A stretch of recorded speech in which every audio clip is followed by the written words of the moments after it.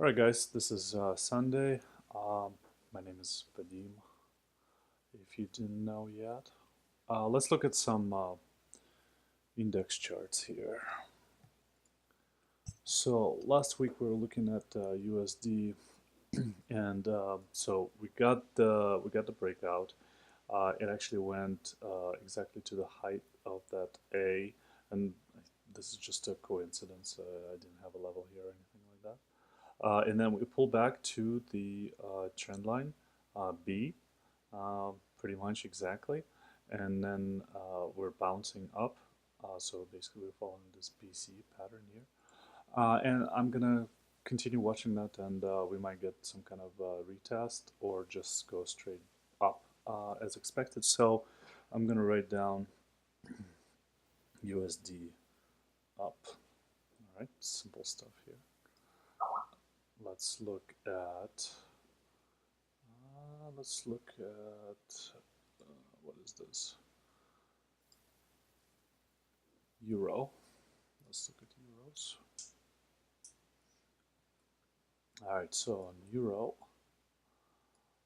we have same thing here. So euro went up to that marked support resistance level and started back down to that trend line again.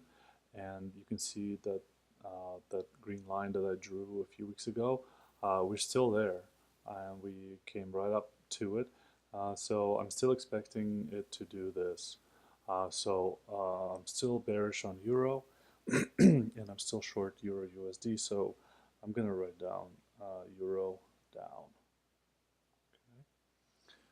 Let's look at the next pair. Index. Canadian dollar. This looks pretty good. If we did break through that trend line to start forming the right shoulder of this head and shoulder pattern, and we didn't get down to this neckline, and basically we have this neckline now instead,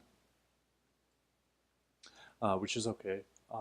So now we bounced back up, and here we have, of course, this trend line is going to act as resistance. So I'm still expecting Canadian dollar to follow this pattern here, and then once we get down here, we're going to complete this head and shoulders, and then we're going to look for additional or further downward movement. We if we do move higher, we could potentially get to like this area here, this zone here, and then go down from there. This would be the area to start turning around. All right.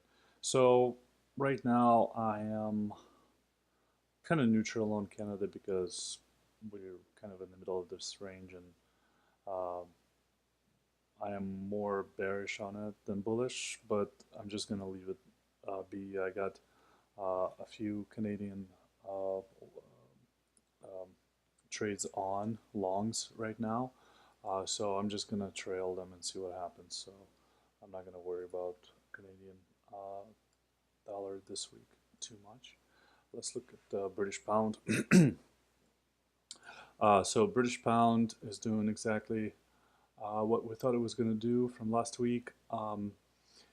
We drew this resistance level, which, by the way, doesn't exist on any of the pairs. So in the room, I was calling for sells on British pound right as soon as it got to, I think it was Tuesday. As soon as it got to that this resistance level, I posted um, a thing going down like this. And we came down, and the level that I was anticipating in the room was this mini SRS, like this. So we bounced off of that. I am still pretty bullish on British pound, though we did reject this resistance hard. And right now, I just kind of have, I don't know, I kind of have mixed feelings because um, I didn't expect it to drop that much. Um, but we've made a high here and then a higher low here. Uh, then we made a higher high here. We ran into some resistance. Now we're making this, higher low. If we start going back up, then I would expect it to break out of here. So this would form some kind of, cup and handle um, pattern. So if I were to draw this, it would look kind of like this, right? So this would be our cup, and this would be the handle and the breakout, because we're still looking for this. We're still looking for this area here, right? So how we're going to get there is, it could be choppy. It could be, could take another month, because the projection is actually right around the turn of the year, and this is November 5th today. So 2 more months. But I'm still pretty bullish on British pound, so I'm going to write down GBP up. Let's look at Swiss franc. So Swiss franc, it did break this little triangle that we drew last week, and it pulled right back to it, up. I was expecting more. But now this is great because we broke through it, we pulled back, and that's what markets usually do after a break. It pulls back to the range or to the neckline. So as long as we don't continue going higher and then break this trend line, I'm still bearish on it because I'm looking for this support here. So this is the target. So I'm still bearish on Swiss franc as long as we don't break this trend line. I'm still bearish, so I'm gonna write down CHF. So I bought Canadian dollar, Swiss franc. So it should continue to go higher as long as Swiss franc drops. So I'm gonna write down Swiss franc down. Right. Yeah, and by the way, once we get down to this support, I'll be looking for to buy. Just like here, I'm gonna look to buy. Even if I'm wrong on the buy, it should still bounce there. Let's see, Japanese yen. All right, so it keeps getting more and more trapped. We were projecting this move up to the trend line. We did move up, didn't reach it quite there. And now it's posting a third. I call it a third higher low. So if this is 1, 2, 3, right? And so you're getting into this pattern of trapping type of pattern, and it's a type of Gartley, and we can continue to get more trapped in here, or we can start actually breaking out. I don't see a catalyst for it though yet, because I don't see them raising their interest rate or anything like that anytime soon. I haven't heard anybody talk about Japan raising the interest rate, but technically, it could move up because there's such a formation of this triangle. There's a lot of people who are stuck, and usually market breaks out of structure like this. So we just need to position ourselves. And if I drew another trend line here, it would look like something like this. Some green like that. All right. We're right in the middle of the range, and it's kind of hard to tell what it wants to do, but I do like this higher low, so I'm going to remain bullish on Japanese yen, so GPY up. Okay, I got it back. All right, so Australian dollar had a move down on Friday. Like I said, we're in this range, so it can go up or down like this. So right now it's hitting the support again. If it breaks lower, we have this SRS coming up, and then we have this trend line coming up. So I'm going to remain bearish on it, but I may not trade it until we get down there because, like I said, we can easily bounce off of this SRS. So I'll probably not going to trade uh, too many AUD pairs this week. All right, gotta know when to stay out of the market as well. Just wait for the right opportunity to come your way. Let's look at the New Zealand dollar. So NZD is doing well. It did go lower than I was expecting, but it's pulling up to this um, SRS level. So looks like we barely reached it for the short, right? And that's what we were looking for. We were looking for a pullback to the trend line, a break through this neckline, a pullback to the neckline, and then continuation lower. Well, this pullback to the neckline is coming in a lot later than anticipated. I'm still bearish on New Zealand dollar because I want to see this drop here to this zone here. All right, this kind of reminds me of Japanese yen. Right now, we have the same sort of consolidation. Um, so I'm gonna write down NZD down. All right. So now we're gonna look at some cross pairs that make sense. We have EU down. We got USD CHF up, and we have NU down. We have Euro British Pound down. We have Euro Japanese Yen down. We have British Pound Swiss franc up, and British Pound New Zealand dollar up. And we have, I think,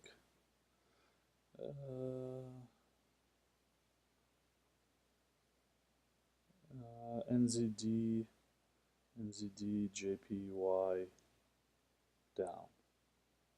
I think that's it. I missed one, but I think that's it. And let's quickly look at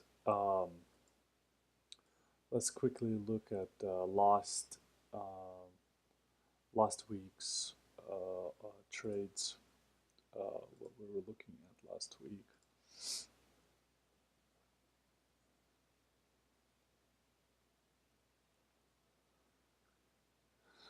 Let's see. So we were looking at Euro USD to go down, which it did right here. We were looking for this SRS right here to short. That worked out great. We were looking at UCAD to go up. And let's see. Right. It made a double top and then went down because of Canadian move.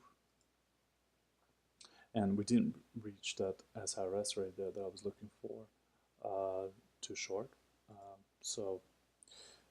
NU we're looking for it to go down after this SRS right here, and we sort of did right now. It's trying to come down. We said last week that the Euro British Pound, it was going to go down, and let's see, so it reached that SRS, or that's, what is this? This is support. reached that support, bounced hard off of it, and that's pretty much it. I mean, we had this whole move up was because of the big drop on British pound. All right. Let's see. Euro, Japanese yen. Last week we said that it was going to go down. This was the SRS level that we were looking for last week, and it did reach it, and then we went down. I shorted a bit earlier here, but I specifically put the stop loss above this SRS. Obviously, the better trade was the SRS short, but that's a pretty good move from the SRS. So from here to here, it's like 70 pips already. Then we said last week that NJ was going to go down. This was the idea that we would pull back up to this trend line and then start going down. We pulled back up to the trend line, but we haven't really moved yet. Last week we said that CADJ was going to go down, and let's see, we moved up instead. So that was completely wrong. What did I do wrong? Oh, because Canadian bounced pretty hard midweek there, and Japanese yen kind of went down there for a few days after reaching that trend line. So we also, there's like a little SRS here, right there. So that could have been a short, but you know, it just kind of looks flat right now, and I'm not really messing with that pair. British pound and ZD is the last one we looked at last week, and we said that it was going to go up. It definitely did not go up, and we're looking for this pullback to this SRS here. Let's see. Like this. This probably would be a good buy. Let's see. Yeah, there's, I think, which pair? There's some kind of SRS here. I think it was G. There's a trade that I missed. I think it was GCAD. Yeah, GCAD right here. So on GCAD, this is the SRS that I completely missed, and I was kind of to the pip. That one right here. This was a good move from this SRS to this SRS. That would have been a good short, and then I was talking to one of my students, and we found that trade, and here was the trend line break, and we know that this is the SRS here, and we pegged it to the pip, and then we started coming down pretty hard back to that trend line, and then when we broke it, there was a window of 4 hours where it just sat there, below the trend line, and then a little pullback to it, and then a big drop. I mean, this is several hundred pips right here, right? 360 pips. All right, so let's look at today's pairs. So EU, we're saying that it's going to continue lower, and I'm just going to leave this this arrow here because I think that's where we're going. USD CHF, we're saying that we're going to go up, and we still have this projection from a few weeks ago from this SRS, which I did not buy. I'm not sure why, I just didn't. But this was, I guess, from the from a couple of weeks ago. Yeah, this was last week, and then this one was 2 weeks ago. We were saying that USD CHF was going to go higher to this resistance here, kind of a reverse cup and handle. No such thing. But um, let's now, I'm just going to leave it the same way. It's the same. I'm still looking for the same thing to go higher. Let's look at NU. I'm still short, or I'm still long into, um, I believe, this SRS right here, because I bought down here and then I bought down here, and now we're moving up and sitting on some profits. But um, our index analysis is telling us that NU will go down, and it might because we're rejecting this SRS here hard. So we'll just see what happens, but it can definitely come down here and test these lows again.